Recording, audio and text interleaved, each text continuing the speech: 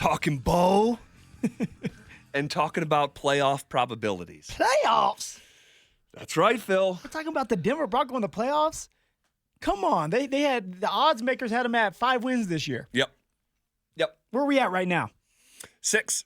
6 That wins. ticket has cashed with 6 games left on the schedule. Really cool. Really, really, really cool. And the Broncos, this goes back to a conversation from the summer. Broncos had this currently have the second longest playoff drought in all of NFL football. Crazy that every other team other than the New York Jets has played in a playoff game since the last time the Broncos did, which was Super Bowl 50 against the Panthers. Well, I'll tell you what. By the end of this year, if things keep rolling like they are, and the scary part about this, guys, is Denver has not peaked yet as a team, or as an offense, and even as a defensive unit, the Jets are going to be the only team on a playoff drive. Well, and it's funny because we came into the year and Jets were supposed to be like, this is the darling of the NFL. Yeah. Aaron Rodgers, he's back, and all this stuff. They're loaded. Their defense, and they even added Adams. Yeah, Devontae Adams during the year. Yeah, during the year to help him out, and that's backfiring. Yep.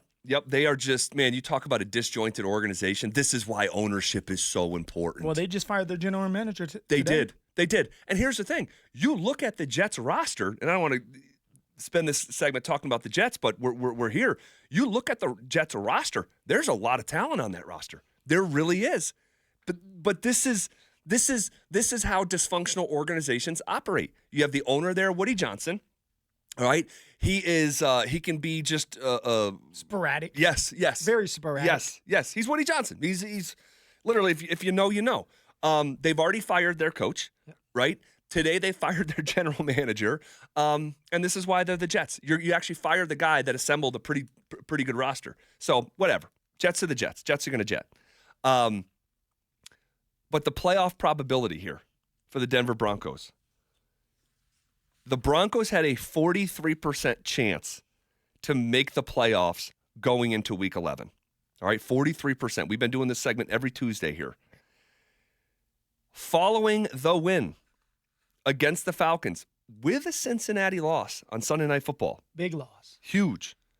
The Broncos now, according to the New York Times, in conjunction with The Athletic and their playoff probability simulator, where they collect every data point known to man. They simulate the season 100,000 times.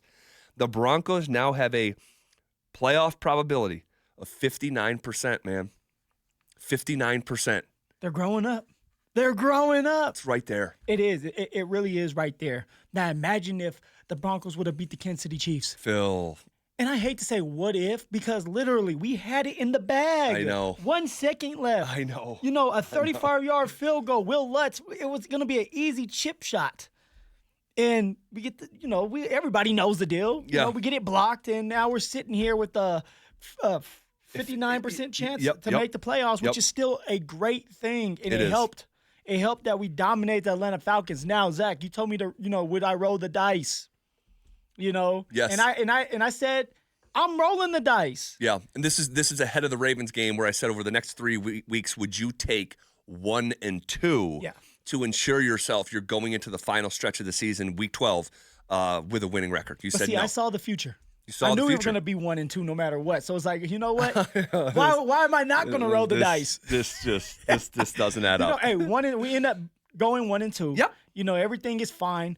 We have a winning record right now with everything right in front of us. If the Broncos had beaten Kansas City, my guess, instead of 59%, this is probably 70%. Yeah, I would think like 70, 73%. Sure. So now what? You got the Raiders on deck in Vegas. Phil, that place is going to be filled with Broncos country. Everywhere you go, it's Broncos country, Zach. Especially back in the day when we went to the Chargers stadium. Chargers and Raiders. Yes, Chargers, Raiders. And you know what's funny? Arizona. Arizona has a group of just Bronco fans. Yep. And so Bronco country, they move deep. They find ways to get to these games, which helps us out. The game against Tampa Bay, there was a bunch of Bronco fans, which helps you out. Because it's like, is this a home game or is it an away game? And that's just how much we love our football. We love our football, man. And so we're going to have a bit of home field advantage against the Las Vegas Raiders. Yeah, I agree. There will be more Broncos fans than Raiders fans there. So let's talk about what the playoff probability looks like with a win or a loss. Currently 59% likelihood to make the NFL playoffs. All right. With a win over the Raiders, the Broncos playoff probability would spike to 69% chance to make the playoffs. That is phenomenal. With a loss, should the Raiders get you in Vegas, the playoff probability would take a nosedive to 41%. So think about that. That is like just roughly about 30 percentage points out of 100 that will swing once again with a Broncos win or loss. Win the game, you're nearly 70% likely to make the playoffs. Lose the game, you're down to 40%. You're back to 40%, man. Woo. Yeah. It's again, these games, they're not going to get less important. No, every game is important, and it's like a cliche way of saying it, but truly, when you're trying to have a winning season for the first time in a long time, at least get to 9-8, every game matters. All right, every game matters. You got the Raiders. That's not a really good team, but you're playing them at their house. Okay, that has a bunch of still really talented players on that team. Yep. You got to go out there and you have to execute. You got to go out there and find ways to win. Have that same energy that you had at home. Can you take it on the road with you? And then you got the Chargers. You still got Kansas City. You got the Bengals. You got the Colts. Like, this is getting ready to be a tough stretch of games. Yep. And it's good that we have a bye week kind of built in later on, too, to where we can get some rest. If you can get on a road, get a couple wins under your belt, get healthy for the last stretch. Yeah. That's what it's all about. Peaking at the right time, staying healthy at the right time. By the way, the Denver Broncos are a very healthy team yet again right now. They really are. And knock on your head, knock on wood. Yeah. Yeah, we definitely need it. All right, we don't have the depth like some of these teams do, where you have people go down and say, hey, we have a chance to still have a winning season. Everybody needs to stay healthy for us to have a winning season and to get into the playoffs. And for this unique stretch, the bye week does fall at a nice spot. It really does. And when the schedule came out, you're like, man, that's like the latest, like literally the latest bye week you can have in pro football. It's like week 14. And I think it's going to work out because you're healthy. You have 2 games left. Then you're going to have the week off. And then it's truly the home stretch of the season with just 4 games left. Yeah. This is coming out of the bye because you got the Raiders on the road this week, followed by Cleveland, which is supposed to be on Monday Night Football. And I think we're going to find out today. So if we can keep our eyes peeled behind the scenes here, the news on that, because the NFL is considering flexing out the Broncos and the Browns. Come on, NFL. No, not right now. Not when you have a rookie quarterback that's on fire that can possibly win Rookie of the Year. He needs a moment, right? You got to have those Heisman moments like Travis Hunter. Yeah. He needs his moment where everybody is sitting at home. Every player is sitting at home, and they're just watching Bo Nix. All right, and if Bo Nix can have a game like he did against Atlanta, right? All right, sign him up for his little Offensive Rookie of the Year. It could happen. Invitation because he's going to be there. It legitimately could happen. And if you look at the history of Cliff Kingsbury, right? Cliff Kingsbury. You look at the history of his coaching career. Did you send that to just me or did you send it to the group, Dante? Did you send it to the group? I'm going to try to pull this up. Or Dante, do you mind trying to find that? Cliff Kingsbury, dude, historically, going back to college, the second half of his years, regardless of where he's at, man, things start to nosedive. Things sputter. So it's already taking place with Jaden Daniels. If Bo can keep coming on, the idea that Jaden Daniels is just so good that he's lapped the field, I don't believe that. We still have a lot of football left. And Bo's going to keep going on because the style of play Bo Nix is doing it's that time, the rhythm, the processing. Jaden Daniels, right?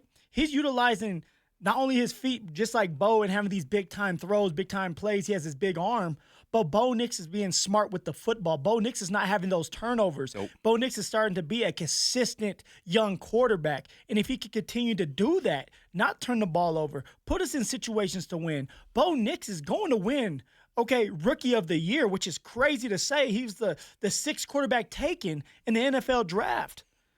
first round, boo-hoo, he's still making money, but the sixth quarterback taken. Yep. And now he has an opportunity, all right, to go out there with 6 games left in the season, take his team to the playoffs, all right, put up some really good numbers, and win Rookie of the Year. It's not out of the question. It's really not. And we're coming off of a 2-week stretch where he outplayed Patrick Mahomes in Kansas City. Yeah. Was granted Offensive Rookie of the Week because of it, despite the loss.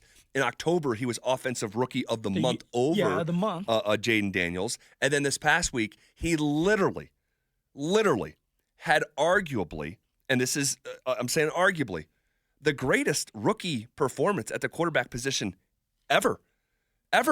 And we talked about it's the second highest passer rating in any game in Broncos history. It's and technically by the numbers, it is the greatest game that a rookie's ever played. When you consider 85% completion with over 30 passes, over 300 yards, 4 touchdowns, no turnovers. I mean, he is gaining momentum. And the Cliff Kingsbury stuff, who's the offensive coordinator for Jaden Daniels in Washington, you go back to his first year at Texas Tech. Okay, so this is accounting for 6 years at Texas Tech and 3 years as the Cardinals head coach. Games 1 through 7, Cliff Kingsbury as a coach here. Games 1 through 7, Cliff Kingsbury, 42 wins, 20 losses. All right. Then you take out those first 7 games and just look at the rest of the year. Again, this is going back to his first year at Texas Tech. 16 wins, 43 losses. Wow. So he just kind of takes a nosedive. His teams fall off a cliff. Now, I'm not telling you that's going to happen with Jaden Daniels, but I am telling you oftentimes looking at history can help you predict the future. Yeah. And if you're already seeing Jaden Daniels slow down and sputter a little bit, this thing could happen. This thing could happen. And what's happening for us right now is at the right time, Sean Payton and Bo Nix are gelling. Sean Payton's putting together great game plans. Like we both can admit that there's a couple of times in the last 2 games where it's like, dang, Sean had a couple great schemed up plays to help Bo Nix out. Yep. But that helps a young quarterback back out with his development, but it also helps him get the yards, get the cheap touchdowns, get the stats that you need to win, quote unquote, Rookie of the Year. You got to have some stats to go with it, and you got to have the wins. And both of them are stacking up for the Denver Broncos, and it starts with Sean Payton and his wife, Bo Nix. He loves him some Bo. Oh, he loves him some Bo now. He loves him some Bo. All right. Random question. All right, here we go. I'm reaching in my bag. Oh, here we go. What am I reaching for? Keep it away from me. It's another contract. Oh. It's another contract. Let me put my cigar to the side. Here's the new contract that I'm offering you, and I've offered you several here through the years, or through this year. I want a Kirk Signetti deal, $72 million. Final offer. Here's the new deal, and I'm just having fun, right? We're doing sports talk radio. If I offered you 2 different scenarios, Bo finishes the season so strong that he's Rookie of the Year. You drafted a quarterback in the first round, and he's Rookie of the Year. 6 quarterback taken in the draft. And you finish with a winning record, 9-8. Beautiful. I like my wins. But you missed the playoffs. Oh. That's one scenario. Bo wins Rookie of the Year, and you're 9-8. And by the end of the year, everyone's like, dear mother of God, Broncos have their next quarterback. And there's like no dissenting opinions. Everyone just agrees. Playoffs, right? But you're not going to the playoffs. And I'm not blaming Bo for that. I'm blaming Alex. But you're Forsyth for that one. This is where you have to blame somebody, right? As a player, you're like, dang it, Alex. If you would have got ran over, we would be in the playoffs. Yes. But you can't put the toothpaste back in the tube. Once it happens, it happens. You can try. Right? You can try. Let me know how it goes. So that's the one scenario. Bo Nix wins Rookie of the Year. Broncos have their first winning record since 2016, but you missed the playoffs. Or Bo slows down a little bit. Defense continues to play great. So Bo hits the rookie wall. All Defense continues to play great. But the Broncos keep finding ways to win games. Yeah. And it's just sort of just keep on happening, and you are a playoff team. But Bo Nix finishes 4th. He finishes 4th in Rookie of the Year. I'll say 3rd behind Jaden Daniels and Brock Bowers. Yeah. And there's still sort of some curiosity about who he is as a quarterback heading into year 2. But you're in the playoffs for the first time since Super Bowl 50. So you got one scenario where you're 9-8, and Bo Nix is the Rookie of the Year. all right? Or you are 9-8, but you go to the playoffs and there's still some questions about Bo, and he slows down after hitting a rookie wall. So either way, it's a successful year. Yeah. All right, it's how you look at it. Yeah. All right, you have a winning season no matter what. You just don't get into the playoffs. It's hard to get to the playoffs. Yep. And I think this is a realistic scenario, by the way. Definitely a realistic scenario. The rookie wall is a real thing, guys. Now, for the quarterbacks, it may be a little different because you're not running around. You're not getting hit every single play. But it mentally drain you as a quarterback, especially when you have to know the plays and get everybody lined up. You got Bowles doing one thing, you got the running back doing the other. You always have to be on your P's and Q's. Now, I love my winning, and I want to go to a playoff game. I don't care about Bo's accolades. That's not going to get me in anywhere. But for this fan base, Broncos country, we've been waiting for a situation to have, one, a winning season, and two, get to the dance. And not be looking on the outside looking in at the dance while everybody's, boogieing. Yeah. You want to be in there. You want to get a couple, some fruit punch, some food, some finger foods. Maybe be able to get a dance. So I'm going to take the second option. I'm okay with Bo Nix slowing down as long as he's still looking good and he's a rookie, so he's going to have ups and downs. It is what it is. But I've seen what I needed to see from Bo so far that's like, hey, he's pointing in the right direction. I love what I'm seeing from Bo Nix.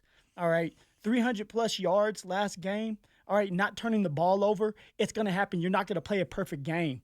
But as long as our defense continues to do what they're doing and we get into the dance, and Bo Nix says, you know what, let's dance now. And he has another situation where he plays well like he did against Atlanta. Mm-hmm. No matter, the sky's the limits once you get in there. It's like the New York Giants going against the Patriots. Once you get there, it's a new ball game. Yep. So get me there. Give me the contract of going to the playoffs, giving us an opportunity to go to the Super Bowl. You heard me. Now, I don't know if it's going to happen, but just get there. Yeah. That's the final offer. $72 million in that. So you're taking the playoff appearance, 9-8 season, but you're in the playoffs on a coin flip. There's still some question about Bo. Okay. I mean, there's no wrong answer here. I don't think there's a wrong answer. What would you do, Mr. Zach Bye? I've been standing on the outside of the dance for quite a while. I've been watching them drink that fruit punch and grind on each other and do all that. It looks like an incredible time. He's got some cobwebs on him, man. You got to get them stretched out. I would take the winning season, and I would take the rookie of the year. Oh. And heading into the offseason, just like, holy mother of God. I'm not worried about making the playoffs in year number one, and now obviously, of course we want to, right? But it's like, well, obviously you don't. But here's the thing: if there's some consternation about Bo at the end of the year, and there's still some questions, but he's a rookie. I know, and that's my point is that if we get to the end of the year and it's like, holy smokes, Bo is the freaking rookie of the year for the Broncos at the quarterback position, and it was a winning record in his first year. I'm not worried about making the playoffs in year one. I'm worried about making the playoffs for the next 12 seasons. And if you hit on that guy in the way that I've kind of lined up in this scenario, it would just be the ceiling is the sky. Who won the rookie of the year last year? C.J. Stroud. C.J. Stroud, yeah. This year, C.J. Stroud's not having the greatest year. Would you take C.J. Stroud? I would still take C.J. Stroud because he gives you that chance of winning. But I think there's like 8 teams who wouldn't, maybe 7. But C.J. Stroud has weapons around him. Now he added Joe Mixon. Yeah. Right, who went crazy last night, by the way. He did. He needed just a change of scenery, man. Yeah. He's a beast. Yes. But I feel like what we see from Bo Nix is what we're going to get in more. He's not going to decrease. He's not going to decline. Well, we don't know that. He's not because I keep telling you guys, it's what's in his head, that mentality. When I look in his eyes, he is going to refuse not to be good. I'm not worried about that. That's why we're going to the playoffs, baby. So look, I believe that to be true. I don't think Bo is going to take a step back, but like you just talked about C.J. Stroud taking a step back, that seemed impossible last year, didn't it? Yeah, I mean, you could say that. It was like one of the great rookie seasons ever. It is. But also, you're dealing with, you're still human beings. You're not going to always be perfect. Yeah. And we have a chance to go to the playoffs, Zach. We may not be guaranteed it next year. No, I know. Who knows if our defense is going to be as good as they are this year? Yeah. Who knows if Vance Joseph is coming back next year? You just don't know. Who knows if we're healthy enough to get to the playoffs No, it's next true. year? It's true. It's about now, baby. It's true. And we're able to develop Bo while we get to the playoffs. Yeah. And he does enough to get us there. He can have situations where he sputters out, but he's still going to have a couple solid games for us to get into the playoffs, to have a winning season. Give me the playoffs. There's, you know what? You don't sound crazy. You don't. You really don't. And you know, as expected, most of the RamosLaw.com text line is agreeing with you. You know, someone also points out, and put your name on it, guys. Give you a shout out. Says, hey, don't forget, you know, once upon a time, RG3 is the rookie of the year, and it just does. You know, there's no guarantee it's going to age well. So you're saying, give me the playoffs right here, right now. Well, it's just coming from a guy that seems like he doesn't like to dance. I love to dance. You should see me at a wedding. Honestly, it's like I spray WD-40 on the joints, and I'm just like moving around and grooving. I haven't been dancing for a long time. I've been on the outside looking in. You finally have a chance to do it, and you're like, give me rookie of the year. I mean, man, get your butt out there and start boogieing. But it's not just rookie of the year. It's a massive hit on the most important position in all of sports that the Broncos have been looking for many, many years. So look, dust the cobwebs off. Okay.